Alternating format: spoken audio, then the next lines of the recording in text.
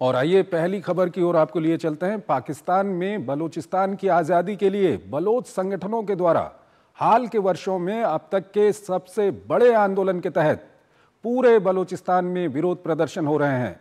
तथा कथित तौर पर पाकिस्तानी सेना द्वारा जबरन गायब किए गए बलूचों के मामले को लेकर आंदोलनरत बलोच मानव अधिकार कार्यकर्ता डॉक्टर महरंग बलोच की गिरफ्तारी ने अलगाव की इस आग में घी का काम किया है।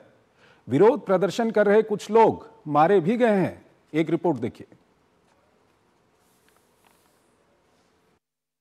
मारो और फेंक दो। दशकों से इसी नीति पर चलते हुए पाकिस्तानी सेना हर उस आवाज को खामोश कराती आई है जो बलूचों के हक की गुहार लगाती हो। बलूचिस्तान में जबरन गायब किए गए पीड़ितों की पुकार बन चुकी मानवाधिकार कार्यकर्ता डॉक्टर महरंग बलोच अब पाकिस्तानी प्रशासन के निशाने पर हैं। शांतिपूर्वक प्रदर्शन कर रही महरंग बलोच को पहले जबरन गायब किया गया, फिर आतंकवाद का आरोप मढ़ दिया गया। महरंग और बलोच एकता कमेटी के अन्य 150 नेता क्वेटा की जेल में बंद हैं। इन पर आतंकवाद के अलावा हत्या के प्रयास, हिंसा, विद्रोह भड़काना, अव्यवस्था पैदा करना, नस्लीय घृणा को बढ़ावा देना और संपत्ति को नुकसान पहुंचाने जैसे आरोप लगाए गए हैं। आरोप है कि महरंग बलोच को वकील से भी मिलने नहीं दिया जा रहा है। प्रदर्शनकारियों की गिरफ्तारी के विरोध में बलूचिस्तान के कई शहर लगातार दूसरे दिन भी बंद रहे। ये लोग शांतिपूर्ण तरीके से विरोध प्रदर्शन के दौरान गिरफ्तार लोगों को तुरंत छोड़ने की मांग कर रहे हैं। वहीं क्वेटा और आसपास के इलाकों में इंटरनेट सेवाएं पिछले कई दिनों से लगातार ठप हैं। दरअसल पिछले दिनों क्वेटा के सिविल अस्पताल में कुछ शव लाए गए थे। प्रशासन का दावा है कि ये लोग पिछले दिनों हुए ट्रेन हाईजैक के दौरान मारे गए थे, जबकि बलूच संगठनों का कहना है कि ये उन लोगों का शव है जिन्हें जबरन गायब कर दिया गया है। एक बलूच संगठन की ओर से इन शवों की पहचान करने का आह्वान किया गया। खबर मिलते ही बड़ी संख्या में लोग अस्पताल पहुंचकर शव के शिनाख्त किए जाने की मांग करने लगे। अनुमति नहीं मिलने पर बलूच एकता कमेटी के कार्यकर्ता महरंग बलोच के नेतृत्व में बलूचिस्तान यूनिवर्सिटी के सामने धरने पर बैठ गए। तभी बड़ी संख्या में प्रदर्शनकारी अस्पताल पहुंच गए और 5 शव अपने साथ लेकर चले गए। इसके बाद पुलिस ने विरोध प्रदर्शनों को खत्म कराने में सारी हदों को पार कर दिया। आरोप है कि पुलिस ने प्रदर्शनकारियों पर सीधे गोली चला दी, जिसमें 3 लोगों की मौत हो गई जबकि दर्जनों लोग घायल हो गए। इनमें 7 की हालत गंभीर बताई जा रही है। हालांकि पुलिस का दावा है कि इनकी मौत बलोचों के हमले में ही हुई है। इसके बाद शनिवार की तड़के सुरक्षा बलों ने महरंग बलोच समेत दर्जनों कार्यकर्ताओं को गिरफ्तार कर लिया। कई अंतर्राष्ट्रीय मानवाधिकार संगठनों ने महरंग की गिरफ्तारी का कड़ा विरोध किया है। अब सरकार ने विरोध प्रदर्शनों में शामिल होने वाले सरकारी कर्मचारियों के खिलाफ मोर्चा खोल दिया है। और इस खबर पर ज्यादा बात करने के लिए हमारे साथ जुड़ रहे हैं Ashwini Kumar Mahapatra, school of international studies JNU से। अश्विनी जी, बहुत बहुत स्वागत है आपका हमारे इस कार्यक्रम में। पहला सवाल आपसे हम यही जानना चाहेंगे कि डॉक्टर महरंग बलूच, जिनको 2025 के नोबेल पीस प्राइज के लिए नामांकित किया गया है, उनको पाकिस्तान में गिरफ्तार कर लिया गया है। क्या कुछ आपकी प्रतिक्रिया? देखिए, जो ह्यूमन राइट्स ग्रुप है उनको गिरफ्त करने का मतलब है जो मूवमेंट अभी बलूचिस्तान में चली हुई है उसको किस तरीके से वीक किया जाए। तो ये एक बहुत बड़ा वॉइस है बलूच नेशनलिस्ट के लिए और उनके एक इंटरनेशनल स्टैंडिंग है। तो वो चाहते हैं कि भाई उसको गिरफ्त करने में उनको लगता है कि जो ऊपर से लीडरशिप है ये कहीं ना कहीं वीक हो जाएगा, इस तरह का उनकी सोच है। मुझे लगता है ये एक रूटीन कार्रवाई है।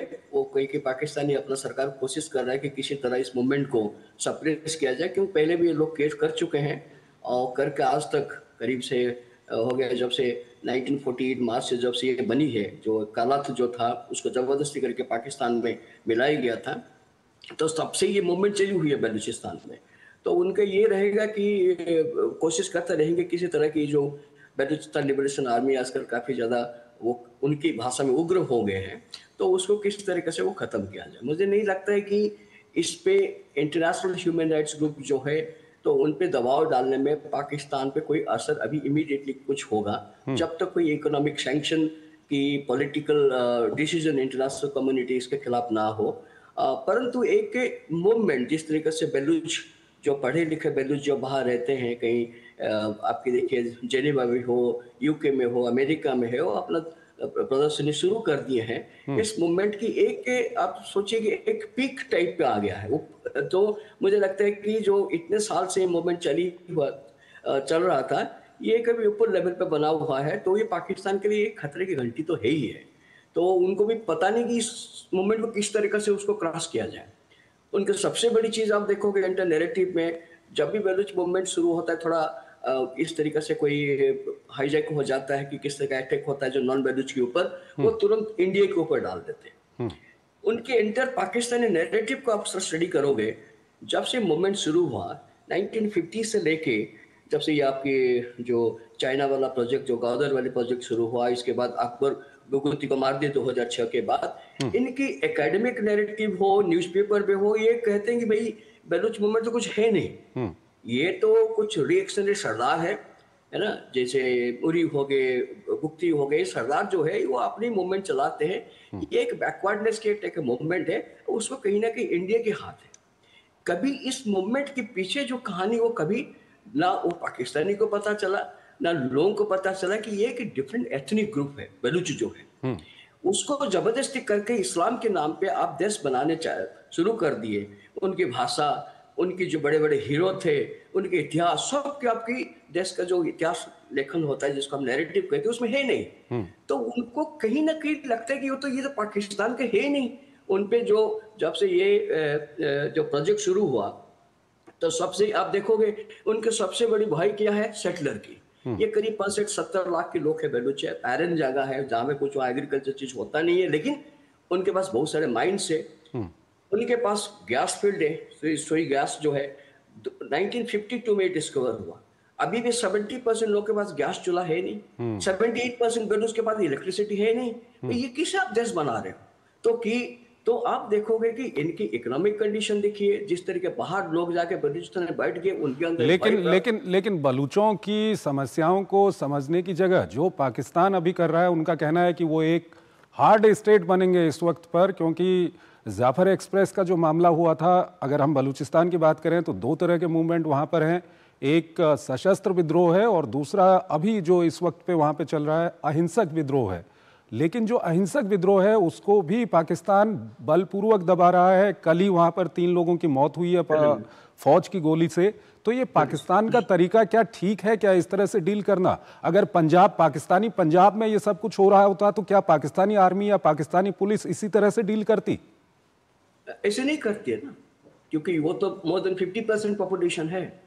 आप देखिए, ये तो आप छोटा चीज है। जिस तरीके से जब जनरल मुशर्रफ थे, है ना, तो उस टाइम पे जिस तरीके के एक्स्ट्रा जुडिशियल किलिंग हुआ, जो रात के अंधेरा में लोग, उनकी जो यंग बलूच थे, उनको उठा के ले जाते थे। पता नहीं कितने बहनों ने अपना भाई को हराया। उसके बाद उनका हत्या हो जाता है। हत्या होने के बाद उनके चेस्ट पे ब्लड जो बहता है, उस पर लिखता है लॉन्ग लिव पाकिस्तान, पाकिस्तान जिंदाबाद। ये मैं नहीं कह रहा, अकबर अहमद सबसे बड़ी उनके जो पाकिस्तानी एंथ्रोपोलॉजिस्ट है, बड़ी बड़ी किताबें खुद लिखे। जब अभी बाद में एक एनजीओ था जो निकाला गया, जो डेड बॉडी, उसे इस तरह का लिखा हो गया। ये क्या आप मैसेज देना चाहते हो? तो ये जब बर्बराते की जो हाइट है, ये तो पुलिस फायरिंग में मर जाना वो अलग चीज है। उसको मरने के बाद ये दिखाना लोगों को कि पाकिस्तान आपसे सुपीरियर है, पाकिस्तान कुछ भी कर सकता है। पाकिस्तान के ही कई लोगों का ये मानना है सर कि 1971 में जिस तरह के हालात पाकिस्तान ने बांग्लादेश में बनाए थे, तत्कालीन बांग्लादेश में, वैसे ही हालात इस वक्त पे बलूचिस्तान पे पाकिस्तान क्रिएट कर रहा है। तो क्या वहां भी कुछ इसी तरह का रिजल्ट मिलेगा बाद में? ये देखिए, दोनों देखिए कंपैरिजन नहीं हो सकता है, क्योंकि बांग्लादेश 1971 होने में बांग्लादेश की लोकेशन देखिए, यहाँ की इंडिया के बगल में है। तो इंडिया की जैसे जैसे रिफ्यूजी इंडिया की तरफ आए, कहीं ना इंडिया के ऊपर प्रेशर बढ़ा, तो इंडिया वहां पे इन्वॉल्व हुआ। तो शांति बाहिनी बना, जो वार ऑफ लिबरेशन चला, तो वो एक अलग सिचुएशन है। यहाँ पे जो नजदीक का देश है अफगानिस्तान, अभी अनस्टेबल है। वहाँ पे आप जानते हो कि वहाँ पे कोई इंटरनेशनल रिकॉग्निशन है नहीं तालिबान रिजीम को। और इसके ऊपर जो वेस्टर्न बलूचिस्तान जो है वो ईरान में है, वो भी एक बलूचिस्तान भाग है। वो ईरान आपको बलूचों को सपोर्ट नहीं करेगा, बिकॉज एक इरिडेंटिस्ट मूवमेंट है, वो जमीन से जुड़ा हुआ मूवमेंट है। तो दोनों ईस्टर्न बलूचिस्तान, वेस्टर्न बलूचिस्तान अलग है। वहां पे वो अलग किस्म की चल रहा है जो नेशनल बिल्डिंग प्रोजेक्ट ईरान के दोस्त कहते हैं कि पर्शियनाइजेशन, शिया मुस्लिम जो ये सुन्नी है उन पे जबरदस्त इंपोज करते हैं। तो वहां पे एक तरीके से वॉलेट रेजिस्टेंस भी शुरू हो गया है। तो उसको जो सपोर्ट, एक्सटर्नल सपोर्ट चाहिए मिलता है, लेकिन इस तरह का नहीं मिलता जैसे बांग्लादेश को मिला। और ये कहीं ना कहीं बहुत बड़ा कैटलिस्ट रोल प्ले किया, क्योंकि बाहर के सपोर्ट से ही बांग्लादेश से फाइनली इंडिया पाकिस्तान के खिलाफ लड़ सके। और दूसरे, पाकिस्तान बांग्लादेश के डिस्टेंस देखिए, ये वाली बात है नहीं। जो भी वो लोग करेंगे, जो पाकिस्तान से कोई ट्रेन जा रहा है, कोई प्लेन जा रहा है, उसी को आप अटैक कर सकते हैं। जो पाकिस्तान की जो आपकी पंजाबी है और महाजिर से, उन पे अटैक करते हैं, क्योंकि वो उनके सबसे बड़ा एनिमी मानते हैं बलूच। तो पाकिस्तान मतलब सोचते हैं महाजिर और पंजाबी का। तो एक तरफ पाकिस्तान इसका कोई पॉलिटिकल हल नहीं निकालना चाहता है, पाकिस्तान वहां पर बलपूर्वक उनको दबाना चाहता है। दूसरी तरफ जो बलूच हैं, चाहे वो जो सशस्त्र विद्रोही हैं या जो अहिंसक रूप से वहां पर विद्रोह प्रदर्शन कर रहे हैं, वो और उग्र हो रहे हैं। तो ऐसे में आने वाले दिनों में क्या कुछ हालात होंगे बलूचिस्तान के? देखिए, आने वाला ये तो पाकिस्तान किसी भी तरह वहां पे डायरेक्ट रूल कर ही नहीं सकता है, क्योंकि जिस तरीके से बर्बरता के साथ पाकिस्तान वहां के जो बेलूची को मारा है, जो उसको कहते हैं जो अनआर्म्ड जो लोग हैं, जिसका आर्मी नहीं है, बच्चे उसको पहाड़ के ऊपर चले जाते हैं। 1970s को देखिए, जो उनका रिबेलियन था, कम से कम 15,000 लोग को मारे हैं। 2006 जो मुफ्ती को मारे, जो उनको अमेरिका ने आर्म्स दिया है टेररिस्ट के अगेंस्ट में खिलाफ करने के लिए, वो आर्म्स को यूज किए अगेंस्ट द रिबेल्स। तो पहले जो बेलूच थे वो ट्राइबल, वो उसमें डिवाइड थे, फ्रेगमेंटेड थे।